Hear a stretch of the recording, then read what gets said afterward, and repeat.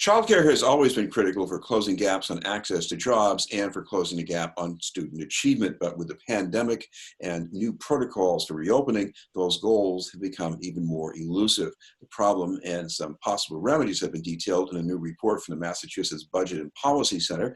To walk us through it is the center's senior policy analyst, Colin Jones. Thank you very much for being with us, Colin.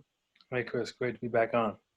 Come on, let's start with what it's like in childcare, because there's a lot of talk going around that even if little kids spread the virus, most of them are not going to get very sick. So what's all the worrying about? You're a parent with small children. What do you worry about?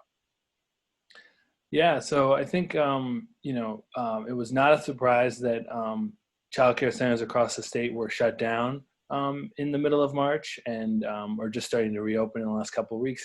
And the reason why is that, of course, this is a new virus. We're still learning a lot about it. There does seem to be preponderance of evidence saying that children, particularly young children, are less susceptible and less likely to spread the virus. But as with schools and daycare centers, we do have to be concerned of all of the adults, the teachers and staff, and all the parents that are coming in and around a daycare center. When you're coming in, you're picking up.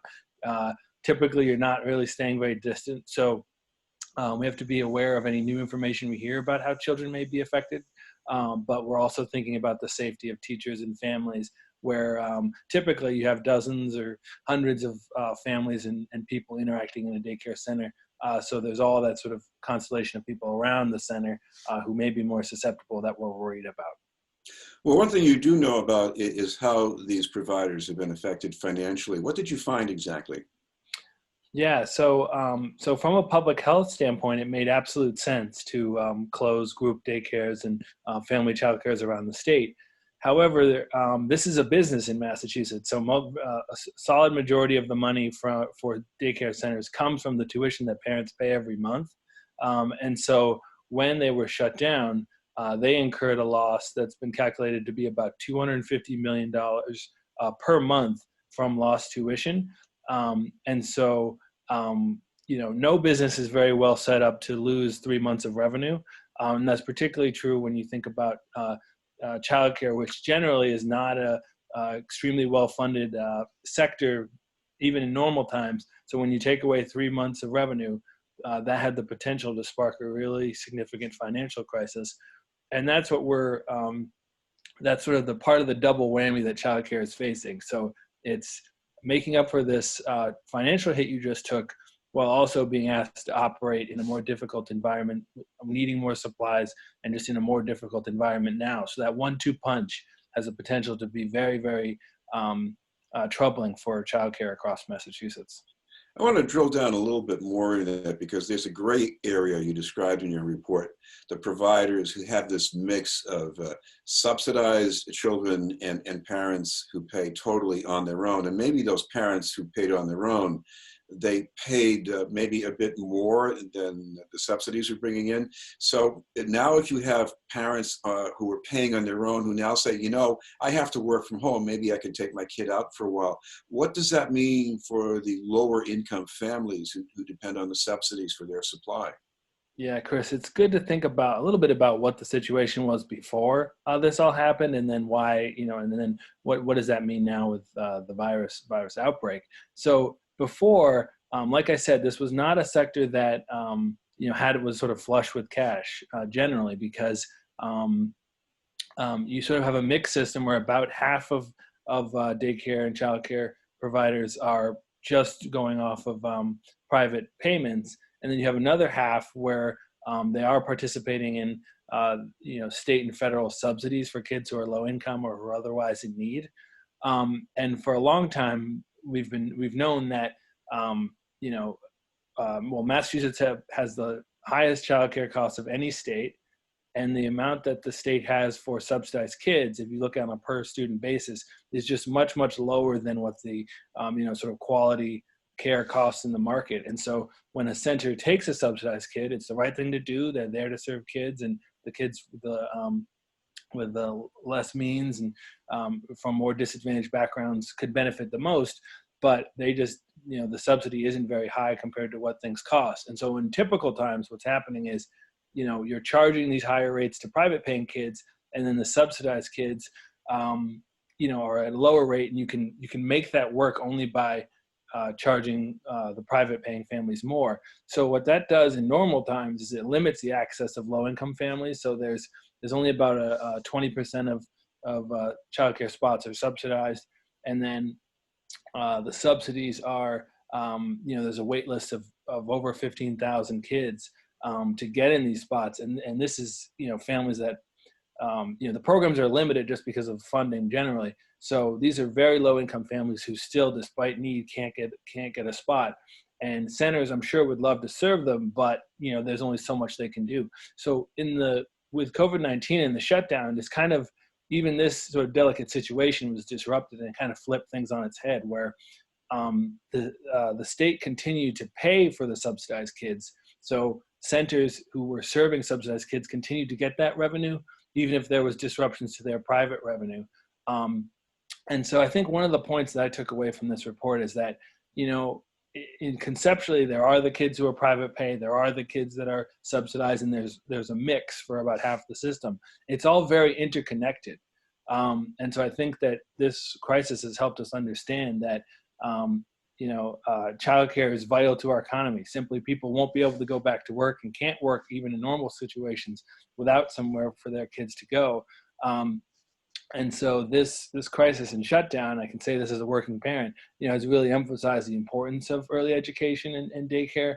And so that's kind of the basis of the recommendations we made, where we said, look, this is all interconnected. It's all something that we need to reopen. So it's something where, in this very unique set of circumstances, the state should step in with a plan that stabilizes everyone over the next couple of months, and we can go from there. In the near term, looking down the line, a few months at least, probably, there are going to be these safety protocols. I'm sure that limits the number of kids who can be taken into a setting. So what does that mean financially for providers? Yeah, so as we move towards reopening, so at the beginning of June, the state distributed the new regulations for operating childcare in the sort of COVID-19 environment. And we did start to learn a little bit, because when the shutdown occurred in March, the state quickly, and to their credit, they quickly got this together. There was an emergency program for frontline workers like healthcare workers and first responders. So there was about 500 or so providers that were operating during the shutdown. So they started to learn a lot about how to operate. And long story short, it is very difficult to operate early education and care while trying to account for COVID-19, because you have to do a lot of things that are not natural to this type of service. So you've got to limit the group interaction. So if you have one class, you've got to kind of keep them with their teachers, in their own lane, where, typically what you do is you'd have a big outdoor play area, you'd go to public parks, you'd mix younger kids and older kids. You've got to change that. You've got to have screening. You got to do questionnaires somewhat when kids come in to make sure everything's okay. You got to change drop-off. You can't, normally you'd have, families coming in, all sort of mixing. And so you've got to address that. You've got to address sanitizing, cleaning, and then you have to be ready for when, cases do occur, and then you have to have a procedure for that. So the state has been, there to set the guidelines, but there's another question of how do centers actually meet this, and it is very, very challenging, and centers are figuring it out now. But I think that one of the pieces of the report that we wanted to highlight is that this is a very, very difficult task, just in terms of programmatically. You've got to change the toys. You've got to throw out some toys and bring in toys you can clean easier, that type of thing. So that's going to be very, very difficult. Our early education teachers are inventive, and they're always used to kind of making things work.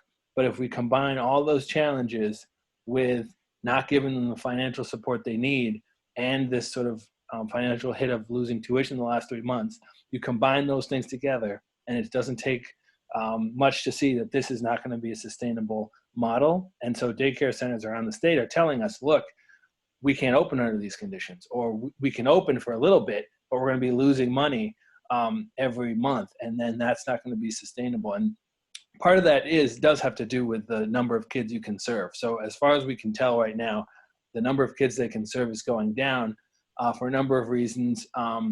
You've got a lower ratios, lower group sizes.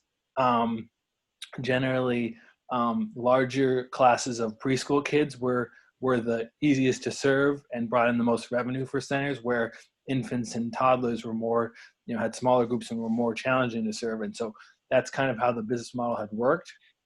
So well, as your report mentioned, some of these providers have gotten a certain amount of help from the federal government, but what does the state need to do?